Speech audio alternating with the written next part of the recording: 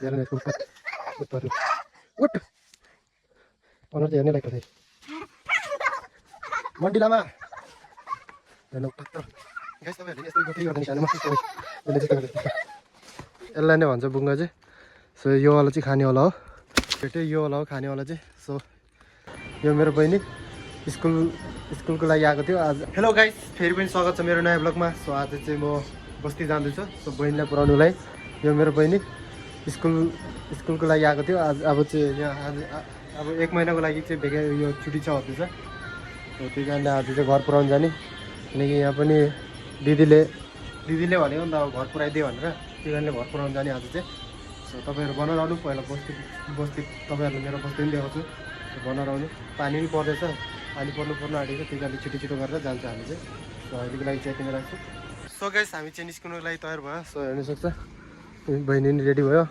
so bag ल्यायो bag पनि हालिदियो सो सबै सामानहरू रेडी भयो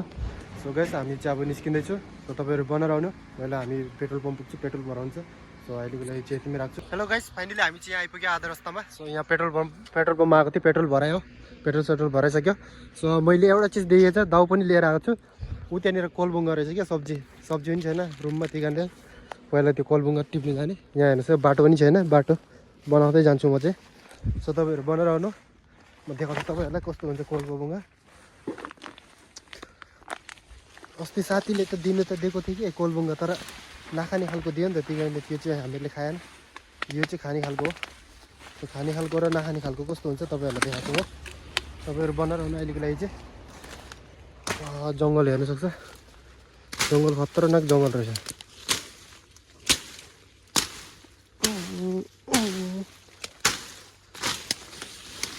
बाटो बनाउँदै जानुपर्छ गाइस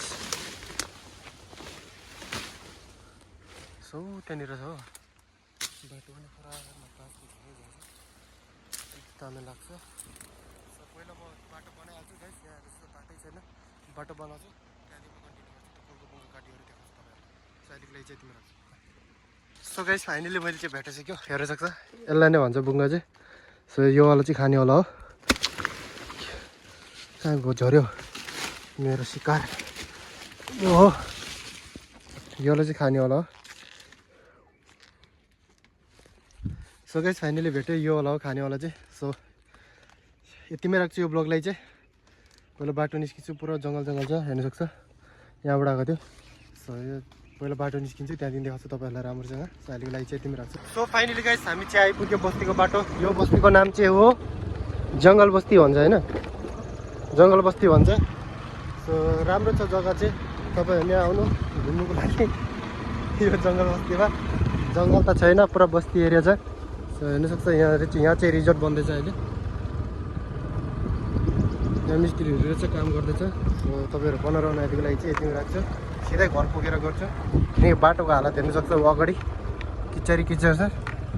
त्यही कारणले एउटा हातले चलाउँदैछु हो एउटा हातले चलाउँदैछु अनि एउटा हातले ब्यालेन्सै भएको छैन सो त्यही कारणले अहिलेको लागि चाहिँ यतिमै राख्छु सो सिधै घर पुगेर सो गाइस फाइनली म चाहिँ यहाँ दिदीको घर आइपुग्यो सो दिदी चाहिँ यहाँ गाई गोरु सार्दै रहेछ हो तपाईँहरूलाई देखाउँछु दिदीको रिएक्सन कस्तो छ दिदी हेर म भिडियो बनाउँदाखेरि दिदी रिसाउँछ एक्लो थाल्छ दिदीलाई देखाउँछु त्यहाँ सारिरहेको रहेछ गाई हेर्दैछ हेलो हेर न यसको उत्पात उठ अनुहार चाहिँ हेर्ने लायकको थियो मन्डी लामा हेर्न उत्पात्र गाइस तपाईँहरूले नि यस्तो गर्थ्यो कि गर्दैन सानोमा यस्तो यसले जस्तो गर्दैछ त्यस्तो जान्छ दिदी चाहिँ यहाँ गाई गोरु सार्दैछ ठिक ला होला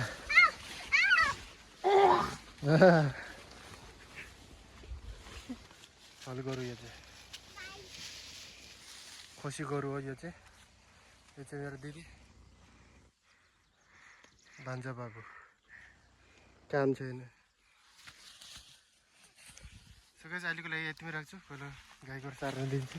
मद्दत गर्छु दिदीलाई अनि म कन्टिन्यू गर्छु ब्लग सो गाइस फाइनली हामीले चाहिँ गाई गोरु सारिसक्यो पुरा सबै त गरिसक्यो गाई गोरु सबै सारिसक्यो सो यसको हर्कत हेर्ने बान्दर कहाँ चढेको लोड छ भाइ ठेला त्यसलाई चाहिँ यता बाँधा अरे घाँसै छैन यता त के खान्छ गाई गोरुले घाँस पनि देख्दिनँ म त सके अहिलेको लागि यतिमै राख्छु पहिला गाई गोरु बाख्रा पनि सार्नु छ अरे दिदीको बाख्रा पनि सारिदिन्छु त्यहाँदेखि कन्टिन्यू गर्छु म अहिलेको लागि चाहिँ यतिमै राख्छु सके गाई गोरु सबै सारी भइसक्यो अब बाख्रा सार्नु लागि छ बाख्रा चाहिँ सार्दैछु त्यो बाख्राहरू चाहिँ यहाँ एकदमै बाख्रा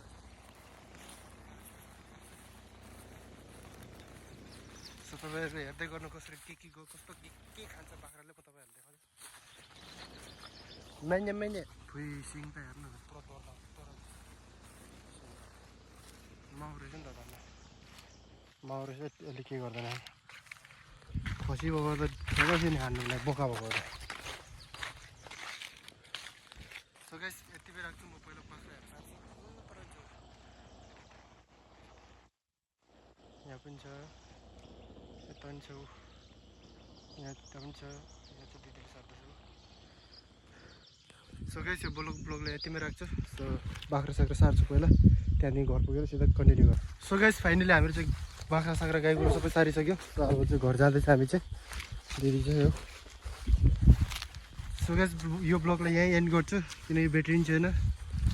सो कस्तो लाग्यो तपाईँहरूलाई लाइक कमेन्ट सेयर गर्नु चाहिँ नबिर्सनु अरू सब्सक्राइब गर्नु नबिर्सनु सो नेक्स्ट ब्लगको लागि वेट गर्नु सो यो ब्लगलाई यतिमै एन्ड गर्छु